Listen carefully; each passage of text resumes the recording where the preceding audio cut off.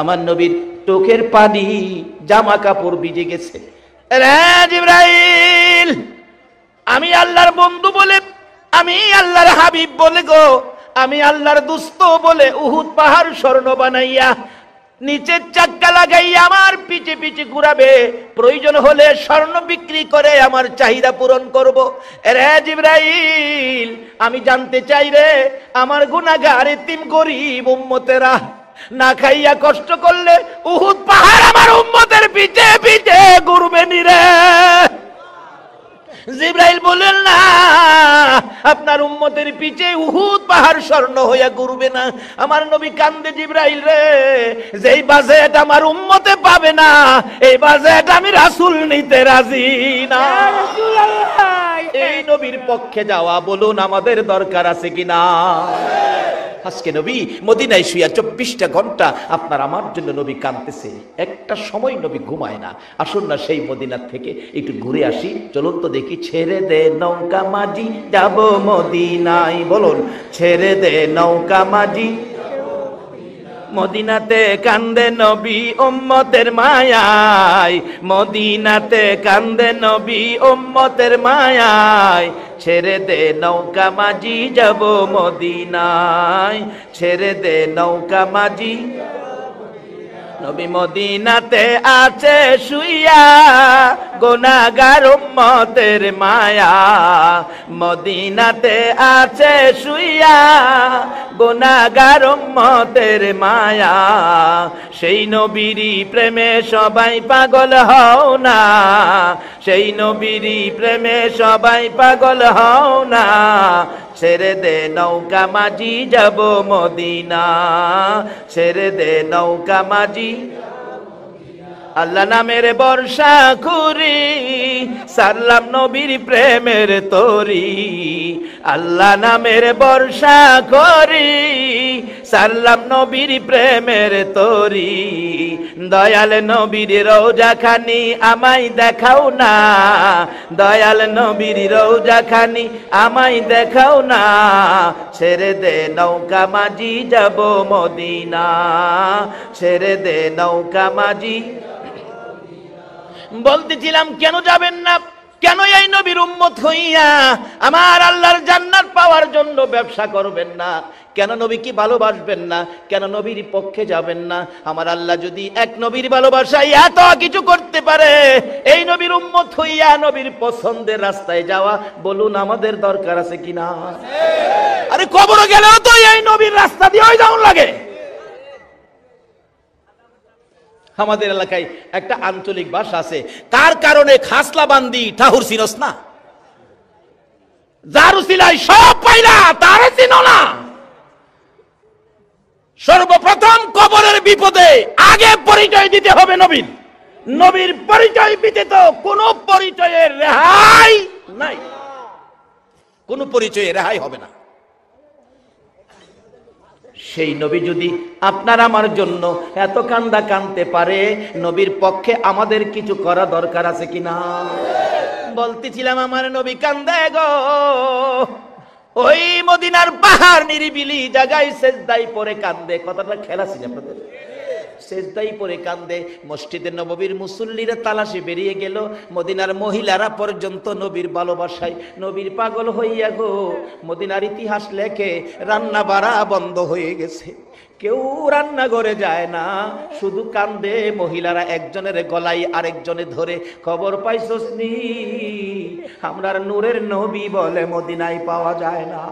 এমনকি মদিনার মহিলারা বলেন, আমাদের কুলের বাচ্চাগুলোকে দুধ খাওয়াইতে চাইলে মা স্তনে বাচ্চাকে দুধ খাওয়াবেন চেষ্টা করে, বাচ্চারা স্তনে মুখ লাগায় না, মায়ের মুখের দিকে তাকাইয়া চোখের পানি ছাড়ে, মাঝে মাঝে ঠোঁট দুইটা নাড়ে, কি যেন বলবেন, মা চিৎকার মেরে রাখে, রে বাবারা বুঝেছি রে, কি প্রশ্ন করবি, এটাই বুঝি প্রশ্ন করবি মা গো, আমরা দুধ খাবো না গো মা যতক্ষণ পর্যন্ত রাসূলের খবর না দিবা। মার কুলের শিশুরা পর্যন্ত ওই দিন মদিনায় নবী হারা হইয়া স্তনে মুখ লাগায়। একটা দিন পার হয়ে গেল, সারা দিন কারো চুলায় আগুন নাই, শুধুমাত্র পাগল পাগল হইয়া গো মদিনার নবীর উম্মত গুলো ঘুরতেছিল। এবার কে দেখবে গো? খাতুনে জান্নাত মা ফাতেমার কান্না। মা ফাতেমা দরজাটা বন্ধ করে গো এতি বাবার ব্যথায় ফাতেমা কাঁদে। এবার কে দেখবে? হাসাইন আর হুসাইনের কান্না। দুই ভাই গলাগলি করে কাঁদবে। না না গো, কেমনে আমরা দুই ভাইরে বুইলা গেলা গো। না না, যে হাসাইন আর হুসাইনের প্রতি আমার নবীর কত মহব্বত, কত ভালোবাসা ছিল। আমার নবী 3 দিন পেটের খিদা লইয়া খাতুনে জান্নাত ফাতেমাতুজ জাহরার বাড়ির দিকে যাচ্ছে। ফাতেমার ঘরে কিছু খাবার খাবে, আমার নবীর এটাই যেন ইচ্ছা। দরজায় আওয়াজ দিলেন, মা ফাতেমা কান্নার কণ্ঠে জবাব দিল।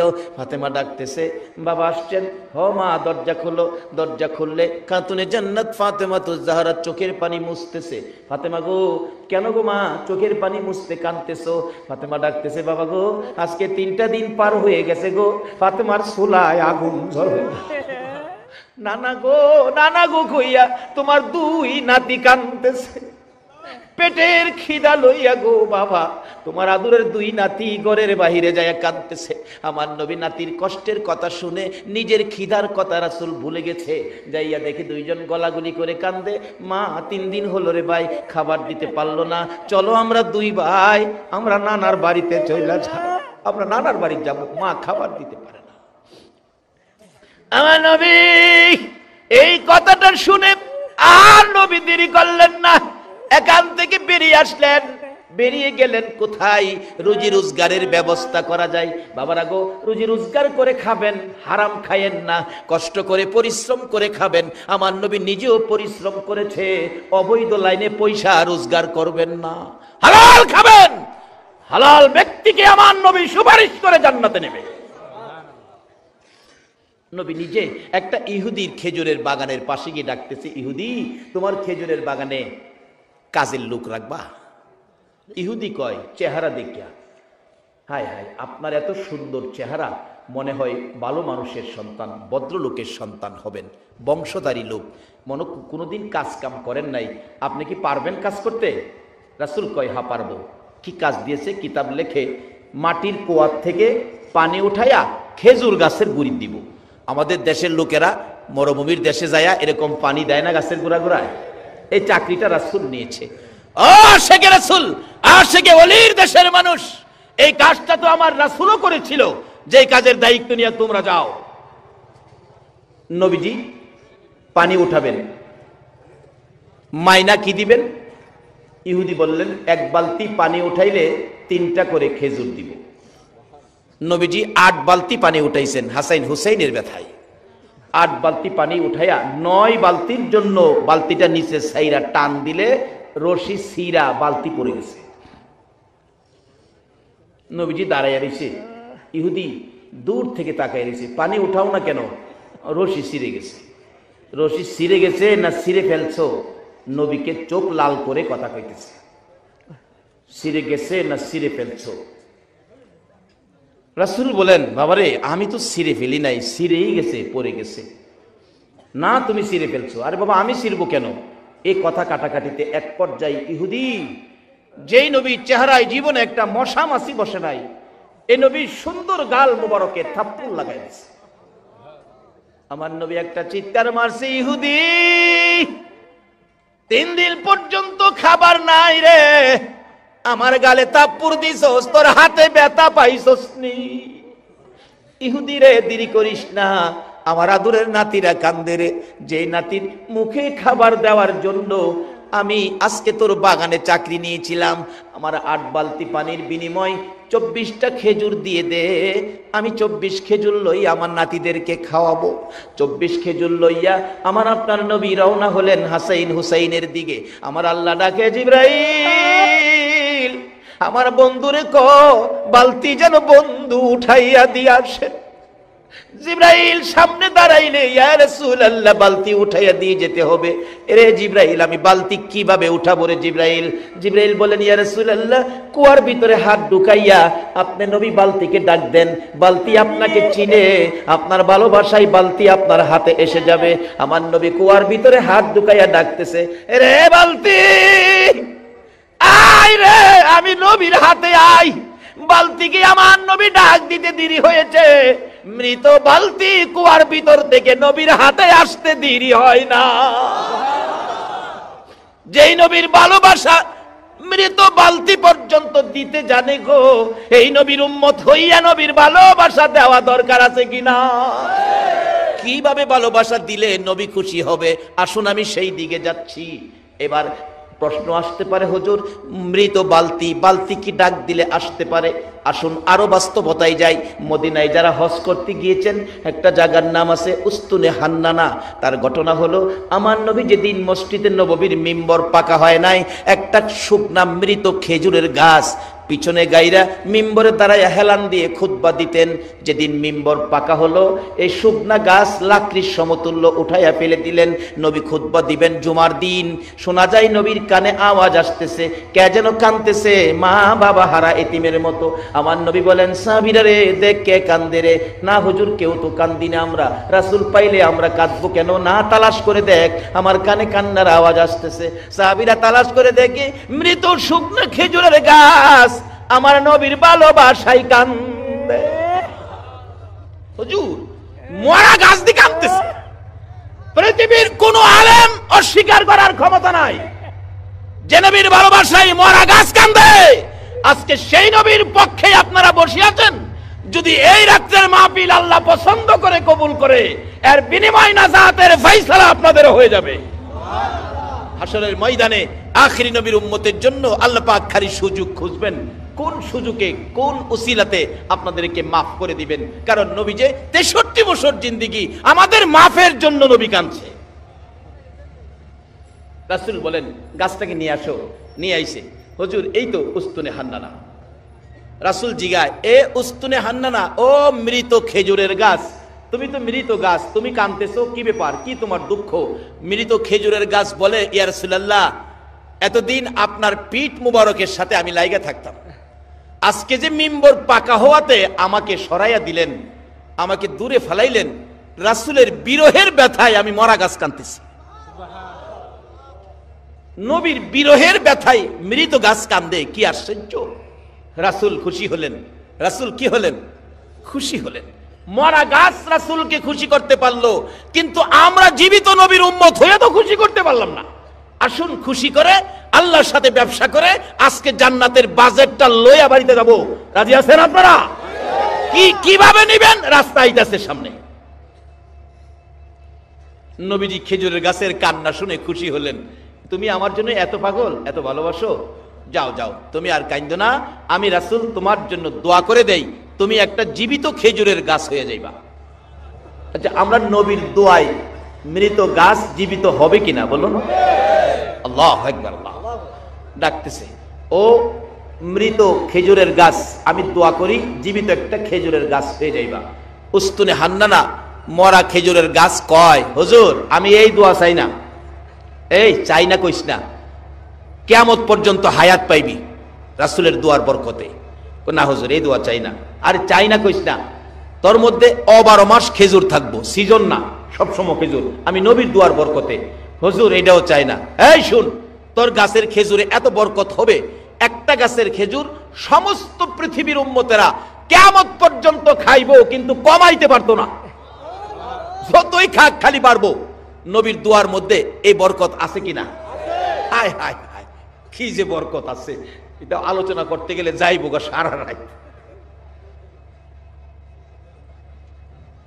ডাকতেছে, দোয়াটা মাইনা নে।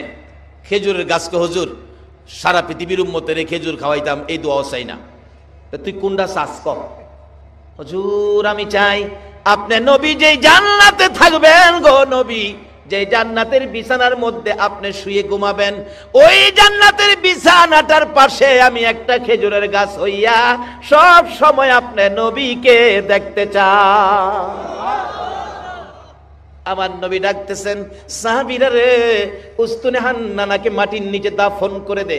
মানুষকে যেমন দাফন করা হয় এমনি ভাবে ওই মৃত গাছটাকে দাফন করেছে, একটু চিহ্ন দেওয়া আছে জায়গাটাই উস্তুনে হান্নানা। নবীর ভালোবাসার ওই গাছটার পাশে দাঁড়াইয়া 2 রাকাত নামাজ যদি কোনো মুসলমান আদায় করে, আমার আল্লাহ তার জীবনের গুনাহগুলো মাফ করে দেয়। বসতেছিলাম ওই মদিনার উস্তুনে হান্নানা মৃত খেজুরের গাছ যদি নবীর সাথে কথা বলে নবীর মায়ায় কানতে পারে, এই নবী হাত বাড়াইলে বলুন কুয়ার বালতি কি নবীর হাতে আসতে পারে না? বালতি উঠাইয়া ডাকতেছে, ইহুদি ইহুদি নেরে বাবা, তোর বালতি তোরে উঠাইয়া দিয়ে গেলাম, এই যে লাও তোমার বালতি। ইহুদি কয়, বালতি সিরা পড়লো, উড়াইলো কি দিয়া? কোনো রশি নাই, কোনো কিছু নাই, উঠাইলো কি দিয়া? ইহুদি একবার কুয়ার ভিতরে চায়, আবার বালতির দিকে চায়, আবার যেই লোকটা বালতি হাত দিয়া টাইনা উঠাইলো ওই লোকটার দিকে চায়। আমার নবী হাসাইন হুসাইনের মায়ায় রওনা হয়ে গেছে, পিছনে চায়, আবার কুয়ার ভিতরে চায়, বালতির দিকে চায়। ঘটনা কি হলো, আমি কার গায়ে হাত তুললাম? অবশেষে বুঝে ফেলেছে, বুঝেছি আখিরি নবী সারা উনি কেউ হবে না। কার সাথে বেয়াদবি করলাম, সঙ্গে সঙ্গে নিজের হাত নিজে দাও দিয়ে কেটে ফেলছে। জ্ঞান হারা হয়ে পড়ে আছে, কেন বেয়াদবি করলাম? পথিকেরা যাচ্ছে, ব্যবসায়ীরা যাচ্ছে রাস্তা দিয়ে, হাত কাটা একটা ব্যক্তি জ্ঞান হারা, মাথায় পানি দিলেন, জ্ঞান ফিরল, ডাকতেছে, তোমার কি হলো? তোমরা কে? তোমরা কে গো? আমার কি হলো আমাকে জিজ্ঞেস করো না, যদি তোমরা পারো আমার আখিরি নবীর দরবারে লইয়া যা। ওই 2 জন ব্যবসায়ী আজকে কারাগার, সেই ব্যবসায়ী আমার নবীর ভালোবাসার বাজার জমাইছ। ওই ব্যবসায়ীরা ওই ব্যক্তিটাকে, ইহুদিটাকে ধরে ধরে হাত কাটাটা সহ নবীজির বাড়িতে গেলেন, যে ডাক দিলেন, হাসাইন হুসাইন বেরিয়ে আসলেন। কে তোমরা? নানাকে ডাকো। নানা আমাদেরকে খেজুর খাওয়াইতেছে, যা বলতেছে, নানা একটা লোক আসছে তোমাকে ডাকে, হাত কাটা রক্ত পড়তেছে। নবী বেরিয়ে আসলেন, কিরে বাবা, তুমি তো ইহুদি, খেজুরের বাগানের মালিক, হাত কাটা কেন? হুজুর আমি চিনতে পারি নাই, এ হাত বেয়াদবি করেছে রাসূলের শানে, আমি হাত কেটে ফেলেছি। হুজুর গো বলুন আমার বেয়াদবির ক্ষমা হইছেনি? আমাকে আমার আল্লাহ মাপ দিবেনি? আমার নবী বলেন, ইহুদি রে মাপ পাবে রে, কালিমা পড়ে যদি মুসলমান হয়ে যাও।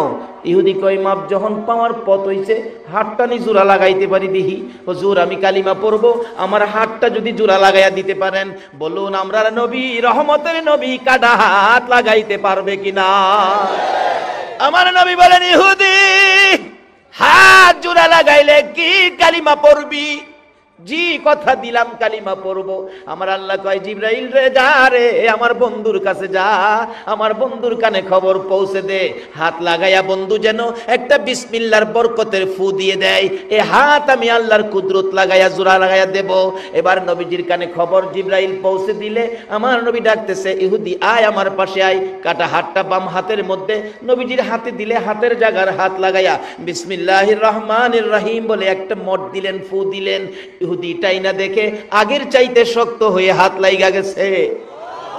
একটা চিৎকার মেরে ডাকছে, হুজুর আর দেরি নয় গো, আমারে কালিমা পড়াইয়া মুসলমান বানাইয়া দেন। বলুন যারা নবীর কালিমা পড়ে মুসলমান হইতে পেরেছে তাদের জীবন ধন্য হয়েছে কিনা? বাবারে, আজকে যারা নবীরে চিনছে এখনো নবীর পাগল। এই জানুয়ারি মাসের 2 তারিখ ব্রাহ্মণবাড়িয়া জেলার বাঞ্ছারামপুর থানায় সলিমাবাদ গ্রামে একটা মাহফিলে একজন হিন্দু ছেলে স্টেজে উঠে বলতেছে, হুজুর আমাকে কালিমা পড়ায়া আমরা আখরি নবীর উম্মত বানান। যে স্টেজে উঠে এই কথা বলছে, প্যান্ডেলে হাজার হাজার মুসলমান আনন্দে আত্মহারা। একজন হিন্দু ভদ্রলোক আমাদের ইসলামে আসবে, মুসলমান হবে, তারা আনন্দে সকলে হাততালি দিতে শুরু করেছে। অথচ ইসলামী অনুষ্ঠানে হাততালি দেওয়া ঠিক না, আমি বাধাও দিলাম না। তারা যে খুশি হলো, একজন ভাই আমাদের মধ্যে আসতেছে, খুশি। অবশেষে কালিমা পড়ে মুসলমান হওয়ার পর বলতেছে ছেলেটা দাঁড়ায়া, আমার তো কিছুই নাই, আমি সব ছেড়ে আইছি, শুধু গায়ে শার্টটা আছে, শীতে কাঁপতেছে। দেখলাম ভাই হিসাবে মুসলমানের কত দরদ, কত মায়া, কত মহব্বত। আমাদের নবীর উম্মত তুমি, তোমার কষ্ট থাকবে না। কেউ গায়ের জ্যাকেট খুইলা, কেউ চাদর, কেউ মাফলার, কেউ পাঞ্জাবি, টাকা পয়সা টাল পরে গেছে। তো মুসলমান, অথচ এমন এক সময় ছিল একজন মুসলমান কালিমা পড়লে তার উপর নির্যাতন আগুনে জ্বালায়া দিত। আর আজকে আখিরি নবীর উম্মত কত সুন্দর ব্যবহার করে, নবীর ইসলাম কত শান্তি, কত সুন্দর, কত শৃঙ্খলা, কত সুখ, কত সুন্দর বিধান। একজনের প্রতি আরেকজন ভাই হিসাবে সব টাকা পয়সা অনেক। একজনে বলে আজ থেকে তোমাকে আর রোজগার করে খাইতে হবে না, আমার বাড়িতে তুমি খাইবা। ছেলেটা বলল না, আমি গরিব হলেও আমি রিক্সা চালাইতে পারি, আমি রিক্সা চালাইয়া খাবো, কারো কাছে হাত পাতবো না। শুধু তাই নয়, অনেক হিন্দু মুসলমান হয়েছে, আমি নিজেও করেছি। কিন্তু সবচেয়ে বড় আকস্মিক একটা ব্যাপার, একজন খ্রিস্টানকে একদিন কালিমা পড়িয়েছি। খ্রিস্টানরা মুসলমান হইতে আসে না, বরঞ্চ তারা আরো টাকা পয়সার বিনিময়ে মুসলমানকে খ্রিস্টান বানায়। কালীগঞ্জ থানার আরিখলা এলাকার ওই এলাকায় বহুত খ্রিস্টান আছে। তার ভাই খ্রিস্টান সমিতির সেক্রেটারি। ওই যুবকটা নাকি আমার ক্যাসেট শুনছে, আখিরি নবী উম্মতের জন্য এত মায়া, উম্মত ছেড়ে নবী বেহেশতে যাবে না, আর আখিরি নবীর উম্মতের ইজ্জত সম্মান কত, এই অবস্থা শুনে, ক্যাসেট শুনে, হ্যাঁ বৃহস্পতিবার বিকালে আইসা বৈরব বাসস্ট্যান্ড মসজিদে পড়ছে, আইসা ডাকতেছে, হুজুর আপনি কি তুফাজ্জল? বলে হ, আমাকে কালিমা পড়ায়া মুসলমান বানান, আমি একজন খ্রিস্টান। আমি বললাম দেখো এগুলি আন্তাজি আমি করতে রাজি না। আবার কোন আইনের পেছো পড়ি? কালকে শুক্রবার জ্ঞানী গুণীরা, বুদ্ধিজীবীরা, অনেক মুরব্বীরা আসবেন জুমার নামাজে, ওই সময় তোমাকে সবার সাথে পরামর্শ করে কালিমা পড়াবো। ওই যুবকটা বলতেছেন তাই নাকি হুজুর, কালকে পড়াবেন? আচ্ছা ঠিক আছে। হ্যাঁ, রাত্রে থাইকা সকালবেলা গুসুল টুসুল করে ওই পরিষ্কার হয়ে মসজিদের কোনায় বৈশা রইছে। নামাজ তো পড়তে পারবে না যেহেতু কালিমা পড়ে নাই। কিন্তু নামাজের শেষে আমি ডাকলাম, মুরব্বীরা বসেন, এই ঘটনা। ছেলেটাও মাঝখানে বসলো তো এখানে কালিমা পড়াইতে গেলে একজন সাংবাদিক বললেন, ইউন অফিসে নিয়ে কাগজপত্র করতে হবে, এফিডেভিট করতে হবে, অনেক কাগজপত্র দরকার আছে, নাইলে আইনের সমস্যা আছে। এগুলি ফাইসালা করে তখন সকলেই বললো তে কাগজপত্র কে করবে? একজন সাংবাদিক দায়িত্ব নিলেন, কাগজপত্র আমি করব। তাইলে তুমি কাগজপত্র আজকে রেডি হলে কালকা তোমাকে কালিমা পড়াইয়া মুসলমান বানাবো। এই যুবকটা বসার থেকে উঠে দাঁড়াইয়া দুইটা চোখের পানি ছেড়ে দিছে। হুজুর আমি আশা করে আসছি কালিমা পড়ে আখিরি নবীর উম্মত হব, আপনি আমাকে কালকে কালিমা পড়াবেন। আজকে যদি আমার মৃত্যু হয়ে যায় তাহলে তো আমি আখিরি নবীর উম্মত হয়ে মরতে পারলাম না। আজকে যদি আমার মৃত্যু হয়ে যায়, ও যুবক, তোমাদের মতো যুবক খ্রিস্টান ছেড়ে, হিন্দু ধর্ম ছেড়ে আমাদের নবীর উম্মত হইয়া মরতে চায়, আর তোমরা সেই নবীর উম্মত হইয়া সুদ খাও, ঘুষ খাও, মনে যা চাই তা করো।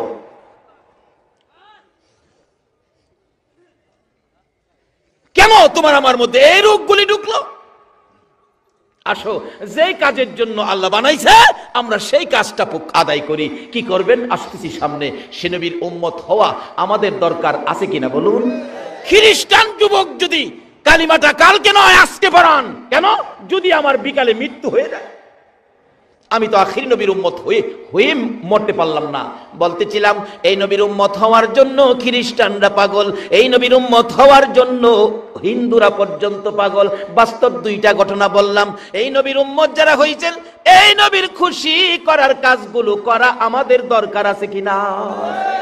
বাবারা কেন করবেন না? বলতেছিলাম আমার নবী একটা দিন পার হয়ে গেল গো, সারাদিন নবীর খাবার নাই, গোসল নাই, বিছানা নাই, আরাম নাই, সেজদাই পড়ে নবী কান্দে। সারাটা দিন পার হয়ে গেল, মদিনার মানুষ যেন এতিম, হাহাকারের মধ্যে, রাসূল পাওয়া যায় না। একটা রাত পার হয়ে গেল, কারো চোখে ঘুম নাই, নবীর চিন্তায়। 2 দিন পার হয়ে গেল, শুধুমাত্র কান্না মদিনায়। 3 দিন যেদিন পার হয়ে যায়, আবু বকর ওমরের জীবনী লেখে, তারা দুইজন কাঁদতে কাঁদতে একবারে মদিনার শেষ প্রান্তে যাইয়া দেখে এক জাক রাখাল বসে বসে কি যেন তারা চিন্তা ভাবনা করছে। আবু বকর ওমর দুইজন প্রশ্ন করলেন, এরে রাখালেরা, কি চিন্তায় তোমরা বসে আছো? আমাদের একটা চিন্তা নিয়ে ঘুরতেছি, সমাধান পাই না, তোমরা আবার কোন চিন্তায় ঘুরো? রাখালেরা ডাকে, এরে ভাই আপনারা কে, কোত্থেকে আসছেন? আবু বকর বলেন, আমি আবু বকর, পাশে আমার ভাই উমর রে, আমরা মদিনার শহর থেকে আসছি, গ্রাম এলাকায় মদিনার শহরের মেহমান আমরা। কেন আপনারা শহর থেকে গ্রামে আসছেন? রাখালেরা, আজকে 3টা দিন পার হয়ে যায় রে, আমাদের দয়ার নবী মায়ার নবীর খবর পাই না। রাখালেরা রে, এই এলাকায় তোমরা থাকো, আমাদের দয়ার নবী মায়ার নবীর খবর জানো নি? রাখালেরা একজন আরেকজনের মুখের দিকে তাকাই, রাখালেরা ডাকতেছে, মায়ার নবী তো চিনি না, দয়ার নবী তো চিনি না। ও রাখালেরা পরামর্শ যারা বসছিল সবাই বলতেছে, এরে আবু বকর উমর, ও মদিনা শহরের মেহমান, আমরা মায়ার নবী চিনি না, দয়ার নবী চিনি না রে। আজকে 3টা দিন পার হয়ে যায়, ওই পাহাড়টার নিচে রে একটা সোনার মানুষ, নূরের পুতুল, পূর্ণিমার চাঁদের মতো চেহারা রে। আজকে 3টা দিন পার হয়ে যায় রে আবু বকর উমর, ওই লোকটা সিজদায় পড়ে উম্মতি উম্মতি বলে কান্দে রে। আরে আবু বকর উমর, আল্লাহর কসম করে বলি, আমাদের বেড়া বকরি দুম্বা গুলো ওই লোকটার পাশে যাইয়া তার ব্যথায় ব্যতীত হইয়া কান্দে রে। 3টা দিন পার হয়ে যায়, একদিনও ঘাস পানি খাওয়াইতে পারি না। তাই আমরা পরামর্শে বসেছিলাম, এখান থেকে বেড়া বকরি দুম্বা গুলো সরিয়ে নিয়ে যাব। আমরা কিছুক্ষণ আক্রমণ করেছি, তাদের গায়ে আঘাত করেছি। আবু বকর উমর রে, এটা কেমন ব্যক্তি রে, বেড়া বকরি দুম্বা গুলো মার খাইতে রাজি রে, ওই লোকটার কাছ থেকে সাইরা যাইতে রাজি না। আবু বকর উমর 2জন মিলে একটা চিৎকার মারলেন, ভাই যার ভালোবাসাই বেড়া বকরি দুম্বা কান্দে, যিনি সিজদায় পড়ে উম্মতি উম্মতি বলে কান্দে, আমাদের রাসূল ছাড়া কেউ হবে না। বলুন, পৃথিবীতে এমন কোন দলের নেতা নেত্রী আছে তার দলের মানুষের জন্য 3 দিন পর্যন্ত না খাইয়া সিজদায় পড়ে কাঁদছে? পারবেন কি এ প্রমাণ দিতে? একজনই শুধু কান্দে উম্মতের ব্যথায়, যার ভালোবাসায় আজকে বসে আছেন। আরে দয়ালো নবী প্রেমের ছবি আর আসবে না জগতে, আমার দয়ালো নবী প্রেমের আর আসবে না।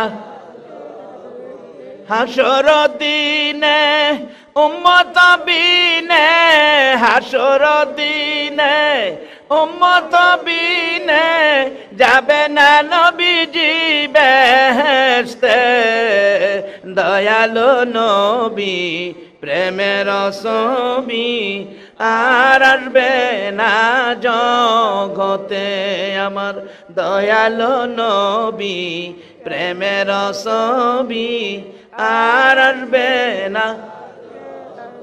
আবু বকর ওমর 2জনে মিলে নবীর দিকে দাঁড়ায় ডাকতেছে, নবী গো মাথা উঠান, উম্মতের জন্য কান্দেন, আমরা সব নেকি আপনার উম্মতের জন্য দিয়ে দিলাম। নবী মাথা উঠায় না। নবীর ইচ্ছা হলো আল্লাহর পক্ষ থেকে ঘোষণা আসবে, তাইলে মাথা উঠাবো। যেই নবী উম্মতের ফায়সালা ছাড়া 3 দিন কায়দাও মাথা উঠাইতে রাজি না, এই নবীকে খুশি করার কাজ আমাদের করা দরকার আছে কিনা বলুন? এই নবীকে খুশি করে যেই কাজ করবেন, এর বিনিময়ে আল্লাহর সাথে ব্যবসা হবে। যেমন ব্যবসা করেছে সুমাইয়া, আল্লাহকে খুশি করে জান্নাত নিয়ে নিছে তো, কিন্তু আমরা জান্নাত নিতে পারলাম কিনা? আসুন কিভাবে নিব। ব্যবসা করতে গেলে নবীজি একটা হাদিস দিছে, ব্যবসা করতে গেলে আগে মাহাজনের সাথে সম্পর্ক করতে হবে। আপনাদের শ্রীমঙ্গল থেকে আনারস নিব, আনারস নিতে গেলে তো কে আনারস বিক্রি করে, আগে মাহাজনের লগে আমার একটা যোগাযোগ করুন লাগতো না? আমার আল্লাহ মাহাজন, আপনারা হবেন ব্যবসায়ী। আমার নবী কইছে এই ব্যবসায়ীর সাথে যোগাযোগ তোমরা আগে করো, আগে পরিচয় করো। কিভাবে করবা? হাদিস দিয়ে রাসূল বলে গেছে, আসসালাতু মেরাজুল মুমিনিন। ওই মাহাজনের সাথে যোগাযোগের বাহন হলো নামাজ। যেই যত বুজুর্গির অভিনয়ই করেন, নামাজ ছাড়া ওই মালিকের সাথে যোগাযোগ করার রাস্তা নাই। সহজই পড়ছি হলে ব্যবসা করবেন, মাহাজন চিনতেইব তো। নবী কইছে এই মাহাজনের লগে যোগাযোগের রাস্তা হলো নামাজ। আসসালাতু মেরাজুল মুমিনিন। বাইজিদ বুস্তামি রহমাতুল্লাহ আলাইহি জীবনী, এই ওয়াজে বাইজিদ বুস্তামি আল্লাহর ওলি হইয়া নবী কইছে মাওলার সাথে দেখা করতেইব, নামাজ দা। আর কি করুম, জায়গা ঘুরে গেলে আই, আল্লাহু আকবার, খারিছে লাগা আল্লাহর আরশে গিয়া ঢুকছে। সুবহানাল্লাহ কইতেন না? আরশে গিয়া ঢুকছে, ঢুকে নামাজ অবস্থায় জিগায়, আরশ আল্লাহ কই? অনেক সময় নামাজও থাকেও কথা কোন যা, কিন্তু সেই জায়গা গিয়া বাবারে তুমি গরিব হতে পারো, আল্লাহর সাথে সম্পর্কের রাস্তা গরিবের জন্য যেই দরজা, বড়লোকের জন্য সেই দরজা, একটু বেশ কম নাই। আরশ আল্লাহ কই? নামাজ থেকে দেখে। আমরা দেশেও কিন্তু এরকম মুসল্লি আছে। আমার এক মুসল্লি আছে বাসটির মসজিদে, নামাজ থেকে চায়া দেখে কেনা কি করে। একদিন নামাজ থেকে থুতু ফেলাইব, নামাজ থুতু তাকবীরে তাহরিমা বাইন্দা দাঁড়াইছে, তো হাত ছাড়ছে না, থুতু লইয়া মসজিদের বাইরে গেছে, থুতু ফালাইয়া আবার একা রয়েছে। আরেকদিন তার সামনে জুতা থুইছে, তো বাক্সের মধ্যে জুতা আছে, আরেক মুসল্লির জুতা নিতাছে, নামাজ থেকে কইতাছে দেখেন আমারটা নেন না। সরল মানুষ আর কি, যাক তো দোহাই নামাজ পড়ে, আর জ্ঞানী হয়েও তো অনেকে জ্ঞান লইও তো নামাজ পড়ে না। এই জ্ঞানীর চেয়েই সরল বেরোই বালা। নবীজির কথায়, নবীজির কথায় আল্লাহ পাইতে গেলে কার কথায় যাওন লাগবে বলুন? নবীর কথায়। কার কথায়? নবীর কথার রাস্তা ছাড়া আল্লাহ পাওয়ার কোন রাস্তা নাই। বাইজি দাঁড়াইছে, আল্লাহু আকবার। আরশিকে ঢুকে জিগাই, আরশ আল্লাহ কই? আরশ কয় বাইজিৎ আল্লাহ তো আরশে থাকে না। এই কও কি? আল্লাহ আরশে থাকে। নবী কইছে দিদার করতাম, সাক্ষাৎ করতাম নামাজ দিয়া, আমি নবীর কথায় নামাজ দিয়াইছি। বাইজিৎ নবীর সাথে আরেকটা গোপন চুক্তি হইছে জানো? আরশে কয় গোপন চুক্তি। কি গোপন চুক্তি? বাইজিৎ জিগায়, নবীর সাথে আল্লাহ কথা দিছে, নবী গো তোমার উম্মত যদি নামাজে দাঁড়ায়, আমি আরশ ফালায়া, কুরসি ফালায়া, তোমার উম্মত জমিনও দাঁড়াইছে না, আমি জমিনও গিয়া তোমার উম্মতের সাথে দেখা দিব। সুবহানাল্লাহ আসতে গেলেন কেমন বাক্য? আল্লাহ আরশ কুরসি ফালায়া এই নবীর উম্মতের লগে দেখা করতো, জমিন হইব। এর চেয়ে বড় ওয়াজ আর কি হতে পারে? এরপরও যদি নামাজ না পড়ি, নবী খুশি হইব? জি না।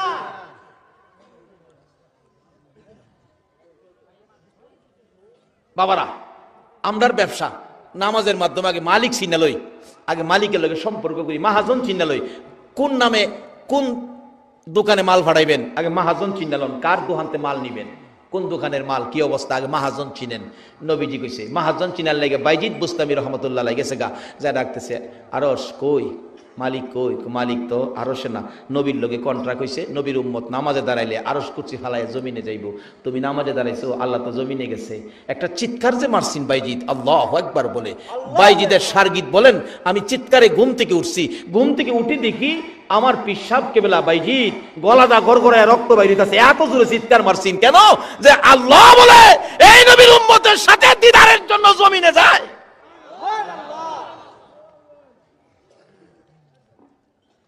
এই নবীর উম্মত নামাজই পড়ে না। নবী এত কষ্ট করছেন এই আমলের লাগিয়া, এত সুযোগ এত সুবিধা দিয়ে গেছে এই আমলের লাগিয়া। বাইজিদ জ্ঞান ফিরছে, রক্ত বাহির হইতেছে। আল্লাহ কত বড় কথা। তাইলে আমরা নবীর কথার মাধ্যমে ওই মহাজনের সাথে ব্যবসা করতে রাস্তাটা নিলাম। রাস্তাটা কি বলুন? সবাই বলুন। আরে পড়েন আর না পড়েন, স্বীকার করেন না, সেই রাস্তাটা কি? নামাজ। এই নামাজ দিয়া মালিকের সাথে ব্যবসা করবেন। আল্লাহু আকবার। এক হিন্দু ভাই তার গরিবী অবস্থায় দিন কাটে, হিন্দু ভদ্রলোক গরিবী অবস্থায় দিন কাটে, গরিব মানুষ, আগেকার দিনের ঘটনা। তখন তো মানুষ এমন অভাবে ছিল, এই চারদিকে মুসলমান, মাঝখানে একটা ফ্যামিলি মিস্ত্রির কাজ করে হিন্দু, সে কষ্ট করে। কিন্তু পার্শ্ববর্তী একটা বাড়ি ছিল একজন আল্লাহর ওলি। আল্লাহর ওলি কয় সবকিছুর ফাইসালা আল্লাহ দিবে, সুখ শান্তির মালিক আল্লাহ। হ্যাঁ, এগুলি হুনে হুনে একদিন বিবির সাথে পরামর্শ করে, বিবি আল্লাহ বলে সুখ শান্তির মালিক, সব বলে আল্লাহ দিব, ল আমরা মুসলমান হয়ে যাই, আর কষ্ট আর কত করুন। দুইজনে মিলে আল্লাহর ওলির হাত ধরে বাচ্চা কাচ্চা সহ কালিমা পড়ে মুসলমান হয়ে গেছে। মুসলমান হইয়া অন চিন্তা করে আল্লাহ কি এমনি দিব, আল্লাহর কাজ না করলে দিব। মহিলা কইতাছে, কেমন মহিলা? ও স্বামীরে পরামর্শ, আল্লাহর কাজ করুম কেমনে? আল্লাহকে খুশি করার কাজ হইল নামাজ। নামাজ তো জানি না, আমরা হিন্দু মানুষ, মুসলমান হয়েছি, নামাজ তো জানি না, কেমনি পড়ুম, তো কাজ তো করতেইব, করতে যাও মালিকের কাজ করবার লাগে ঘরতে বাইরে যাও। বিবি হাতের মধ্যে ব্যাগ দিয়া দিছে স্বামীরে, স্বামী একেবারে শ্রীমঙ্গলের জংলাত, জানে মানুষের যাই ঝামেলা নাই, জংলাত না গিয়া শেষ দেয় ফিরে রাহে, মাবুদ গো আমি তো নামাজ জানি না, আবাদত কেমনে খুশি করুম কিচ্ছু জানি না, শুধু কালিমাটা পড়ছি, তোমার আখিরি নবীর এই রক্ত মাখা কালিমাটা পড়ছি, এখন আমি সেজদাত পইরা তোমারে ডাকতাছি, 70 বছর বয়স হয়েছে তোমারে ডাকছি না, আজগা সারাদিন তোমারে ডাকি, আল্লাহ আল্লাহ গো, ও আল্লাহ তুমি খুশি হইছো নি? সন্ধ্যার সময় খালি ব্যাগে বাইতাইছি, বিবিজি গাই মালিকের কাজ করছো না? করছি তো, মালিকের কইলা না কিছু দিত? ওই ভদ্রলোক কইতাছে, বিবি 70 বছর কাজ করছি না, একদিন কাজ কইরা মালিকের কাছে কেমনে কমো, আমারে খাউন দাও। আমার লজ্জা করছে, আমি কইছি না। যদি মালিকে জিগায় কিরে একদিন কাজ করে খাউন চাই বই রইছস, আমি জব দেম কি, এলাকি আমি কইছি না। দ্বিতীয় দিন একই অবস্থা, ব্যাগ টেক দিয়ে দিছে, তেলের বোতল শিশি টিশি দিছে, তেলও নিয়ে আইসো, মালিকে দিলে, সারাদিন সেজদাই পরে কানছে, সন্ধ্যার সময় খালি ব্যাগে বাড়িতে আইছে, কিচ্ছু আনছে না। বিবি কয় কি ব্যাপার, বাচ্চা কাচ্চা খাইছে না, কিছু আনো নাই? মালিকের কাজ করো নাই? কাজ করছি, মালিক দেয় নাই কিছু? মালিক এটা চাইছি না বিবি, 2 দিন কাজ করিয়া কেমনে সামু, লজ্জা করছে। পরের দিন কইছে, স্বামী বাচ্চাগুলি ছোট, খায় না কিছু, পেটে খিদা, আজকে কিছু চাইও। 3 দিনের দিন কান্দাকাটি করে বাড়িতে আইবো, এখনো ভাবতেছে আমি কেমনে কমু, 3 দিন কাজ করে মালিকরে, 70 বছর কাজ করছি না, 3 দিন কাজ করে মাইনাটা কেমনে সামু, লজ্জায় না চাইয়া রাস্তাতে আবার চিন্তা করে বিবিরে কেমনে বুঝামু, বিবিরে বাচ্চা কাচ্চা খাইছে না, হেরারে সান্ত্বনা দিন কেমনে, আর মালিকেরটা কইতাম পারতাছি না, আর বাড়ি তো আজগা কিছু না লইয়া যাইতাম পারতাছি না, মালিকেরটা না কইয়া লজ্জা করে, কেমনে কমু, যাক বিবিরে বুঝাইবার লেগে, বাচ্চা কাচ্চারে বুঝাইবার লেগে একটা সিস্টেম করি। তার জীবনী লেখে, 1 ব্যাগ বালু ভরছে, বালু 1 ব্যাগ বইরা 2 বোতল পানি ভরছে, পানি বইরা বাড়ির যাইতেছে, বিবি দূর থেকে দেখে আজকা বুঝি মালিকে দিছে খাবার, দেখা যায় ব্যাগ ভর্তি, বাচ্চাদেরকে দেখাইতেছে, দেখ তোর বাবা মালিক কেমন মালিক আমরা রে, দেখ 3 দিনের কাজে 1 ব্যাগ ভর্তি খাবার দিছে, বাচ্চাগুলি খুশি। আমার আল্লাহ রাগে জিবরাইল রে, এই নিষ্পাপ বাচ্চাগুলো তাদের মনটা খুশি রে, আমি খাবারের ব্যবস্থা করেছি, আজকে যদি খাবার যদি এই বালুর ব্যাগে না হয় খাবারের ব্যবস্থা, আমি আল্লাহর কলঙ্ক হইয়া যাইব।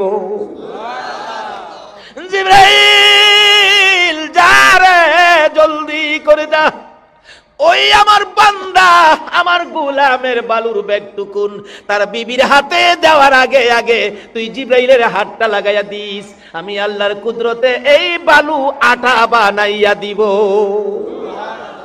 ব্যাগের মধ্যে কি কি কি বলুন, আল্লাহ পারবনি বালু আটা বানাইতো? মুসলমান আসো না, সেই জায়গায় ব্যবসা করো না। যদি বিশ্বাস করতে কষ্ট হয়, আসুন ওমর ফারুক রাদিয়াল্লাহু তাআলা আনহুর জীবনী যাই। ওমর যখন রাষ্ট্রপতি, আইন করে দিয়েছে অন্যায় করলে সাইজ কিরালামু, আইন হলো যে অন্যায় করবে সাইজ কিরালামু, অন্যায় করতে পারবো না। রাষ্ট্রপতি হইয়া রাত্রে ঘুরে, কেউ নি অন্যায় করে, রাত্রে রাষ্ট্রপতি ঘুরে, আর অহনের দিনে রাষ্ট্রপতিরা রাত্রে ঘুরবো? রাষ্ট্রপতি রাত্রে ঘুরে, কেউ নি অন্যায় করে। দেখা যায় দূরে একটা মিটি মিটি হারিকেন হাতে একটা ব্যক্তি জংলার কাছে যাইতেছে, ওমর দূর থেকে ডাক মারছে, কে ভাই হারিকেন নিয়ে যাচ্ছ জংলার কিনারে, ভয় পাও না, আমি ওমর আইতাছি। কিতাব লেখে আসলে হেই বেড়া মদ খুর, মদ খাইতে যাইতেছে। একটা কথা আছে না, যেখানে বাঘের ভয় এখানেই বলে রাইত হয়। যে উমরের বয়ে বাড়ি সাইরা জংলায় যাইতেছে, কারণ উমরে অন্যায় করলে সাইজ কিনে লাইব, হেই বয়ে জংলায় গেছে, আর উমর ওই ডাকটা মারছে,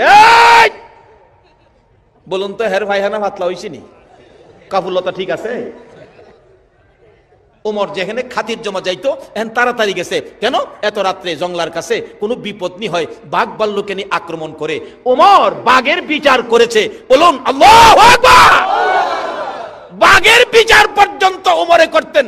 বলুন আমরার বুশ কি বেটা ছিল, হ্যাঁ পারবো বাঘের বিচার করত, এর বাপে পারবো?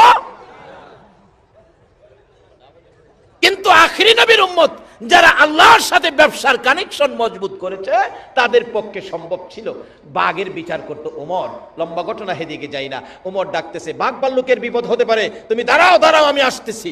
হেই বেড়া মদের বোতল সামনে থইয়া আকাশের পয়সা ডাহে, আল্লাহ গো যেই বিপদের বয়ে আসতাম সেই বিপদ দি, বাঘের বিপদ না, উমরের বিপদ। উমর দৌড়ায় গেছে, যায় দে হারকিলটা কাছে, দুইটা মদের বোতল সামনে থুইয়া হ্যাঁ কাঁপতাছে। মদের বোতল দেখলে উমরের মেজাজটা কেমন হইতাছে কন্ত।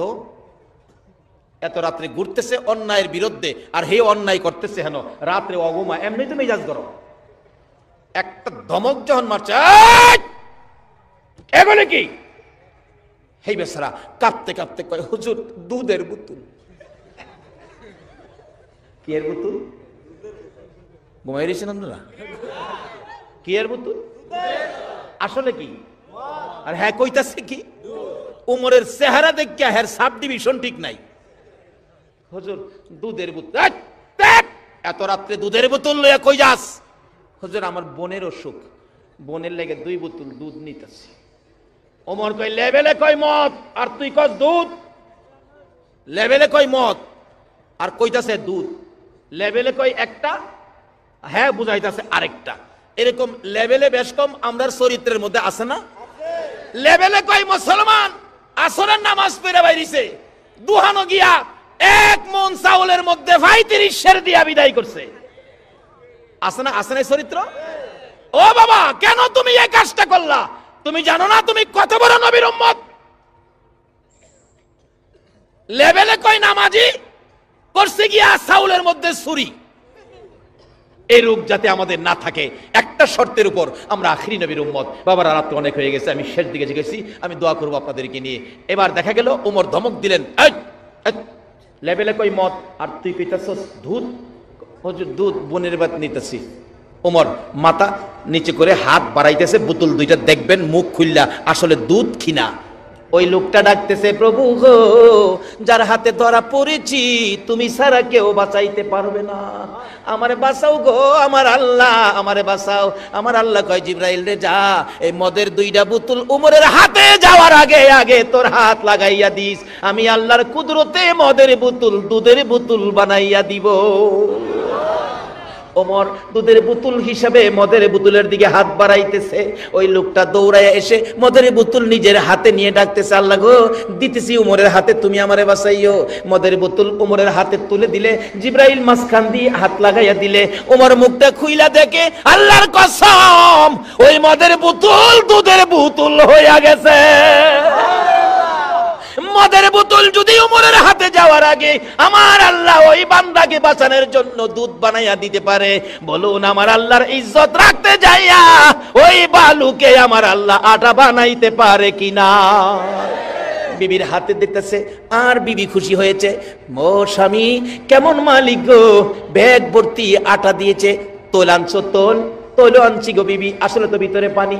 বালুর ভ্যাগ, পানি বোতলে, বোতলার ভ্যাগ বিবির হাতে দেয়, আর কলিজা ফাটা কান্না কানতেছে, মাবুদ আমারে লজ্জা দিও না, তোমার নামের কলঙ্ক কইরো না। আমার আল্লাহ কয়, জিবরাইল রে তোর হাতটা খালি লাগাইয়া দে। হাত লাগাইয়া দিলেন জিবরাইল, বিবির হাতে ওই বালুর ব্যাগ যাওয়ার আগে আগে 1 নাম্বার অস্ট্রেলিয়ার আড়া হইয়া গেছে। এ আল্লাহ কি আছে হনো?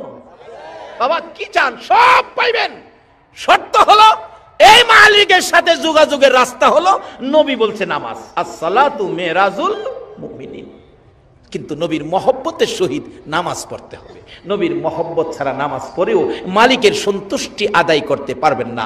বাবারা আসুন, মালিকের সাথে সম্পর্কের জন্য রাস্তা হলো নামাজ, শর্ত হলো মহব্বত, নবীর মহব্বত। রাসূল নিজেও হাদিস শরীফে ওয়াজ করেছেন, লা ইউমিনু আহাদুকুম হাত্তা আকুনা আহাব্বা ইলাই মি ওয়ালিদিহি ওয়া ওয়ালাদিহি ওয়ান নাসি আজমাইন। দুনিয়ার সবচাইতে ধন সম্পদ, বিবি বাচ্চা, টাকা পয়সা যা কিছু আছে, সবচাইতে যদি রাসূলের ভালোবাসা অন্তরে বেশি না থাকে, ওই রকম ব্যক্তির ইবাদতেও কোনো কাজ হবে না। আসুন ইবাদত করি নবীর মহব্বত দিয়ে, নবীর ভালোবাসা দিয়ে। আর ওই নবী রাস্তা দেখাইছেন, এই মালিকের সাথে ব্যবসা, মালিক বলেছে জানমাল খরিদ করবে, জান্নাতটা আমাদেরকে দিবে। ওই জান্নাত পাওয়ার জন্য আজকের মাহফিলটা এটা জানমাল দেওয়ার লক্ষণ, আল্লাহর জান্নাত পাওয়ার লক্ষণ। এতেই বোঝা যায় মাহফিল করতে খরচ হয়, শারীরিক পরিশ্রম, আর্থিক খরচ হয়, এই সবগুলি আল্লাহ পাক খরিদ করে জান্নাতের বিনিময়ে। কিন্তু এই মাহাজনের সাথে জান্নাত নেওয়ার রাস্তা, যোগাযোগের জন্য শর্ত হলো নামাজ। সেই নামাজের কথাই আল্লাহ পাক কোরআন শরীফে বলেছে, মানুষ এবং জিনকে বানাইছি একটা কাজের জন্য, সেই কাজটা হলো ইল্লা লিয়াবুদুন, তোমরা আমার ইবাদত করবা। ইবাদতের মধ্যে উত্তম ইবাদত কি বলুন? নামাজ। বাবারা এই মাহফিল থেকে মাগো তোমরাও এই নামাজটা ধরো গো মা, ও বাবারা ভাইরা, ও যুবক নামাজ ধরো। তুমি যদি আখিরি নবীর উম্মত ঘুমন্ত অবস্থায় অন্যায় না গিয়ে ঘুমন্ত অবস্থায় ঘুমায় রইছো, আর তোমাকে নফল নামাজের নেকি সারা রাত দেয়, আর যদি এশারের নামাজটা পড়ে ঘুমাও, না জানি আমার আল্লাহ তোমারে কত কিছু দেয়। বাবা এই দুনিয়ার সম্পদ যা জুড়াইছো, চক্ষু বন্ধ করলে সাদা কাফনের প্যাকেট ছাড়া তোমার আর কিচ্ছুই নাই। কাজী কবরে যাওয়ার আগে আল্লাহর সাথে ব্যবসা করো, জান্নাত আদায় করো। সুমাইয়ার মতো মহিলা যদি জান্নাত নিয়ে কবরে যেতে পারে, আমরা সেই জান্নাত হাসিল করব। কবরে যাওয়ার আগে আল্লাহ আমাদেরকে ওই যে ইবাদতের জন্য বানাইছেন, সে ইবাদত করে কবরে যাওয়ার তৌফিক, ব্যবসা করার তৌফিক দান করুক। সকলে বলুন আমিন।